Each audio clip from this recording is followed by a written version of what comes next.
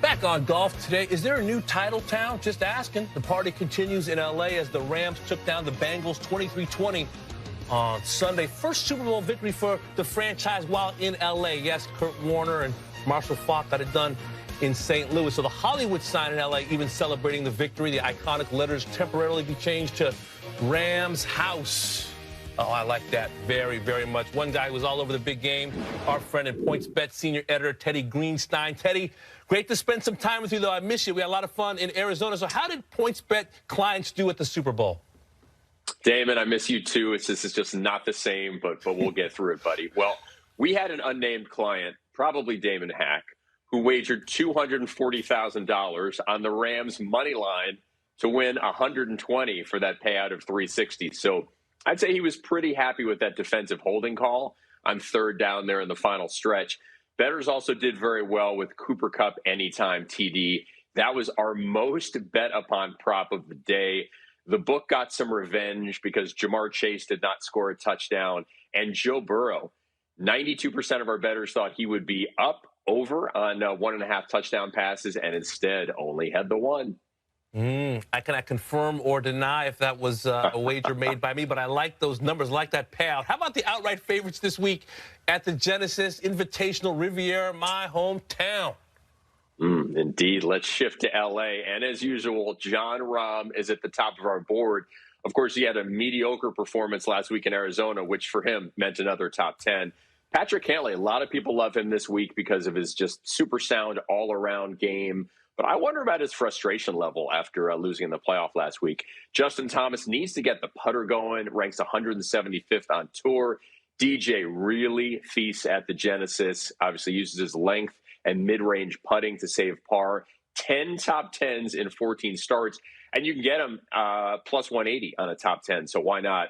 McIlroy, first-time stateside in 2022, missed the cut here last year, interestingly enough. And Colin Morikawa, let's see what he has going after he comes off a long rest. His iron game will be put to the test as usual. Yeah, Colin, an L.A. native. DJ, the win in 2017 and a couple of runner-up finishes at the Genesis as well. But how about long shots? We've been talking chalk. How about some folks maybe off the radar? Yeah, Damon, I think Sahith Theegala is somebody we're all looking at. He sort of is like the Will Zalatoris of 2022. Young American, everybody is rooting for him. Now, this I find unusual. Our traders are not sold. He is still 125 to 1 this week, even after his sterling performance in Arizona, or you could get him on a top 10 at plus 850. The other long shot I'm looking at, Thomas Peters, a guy I've been following since he was an NCAA champion at the University of Illinois. Of course, had that incredible Ryder Cup performance in 2016 when he went 4-1. Then the game slid, dealt with some injuries, always an interesting guy upstairs, but his game is much better now. Has won twice in the last 4 months. Tied for second at the Genesis in 2017, and he is available at 80 to 1. Man, and Theegala, he's like an L.A. guy, went to Pepperdine, big-time Laker fan, and so is Max Homa, by the way, defending champ this week. What are Max's odds looking like?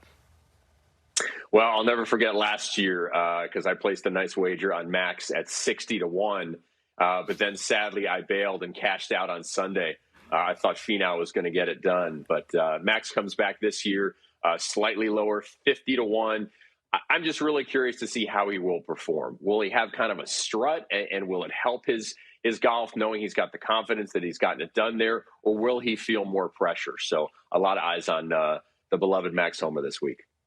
And always very sharp on Twitter is Max Homa. How about best bets of the week? One of my favorite things to do, but I'm going to kind of cede the floor to you. Your best bets for Riviera.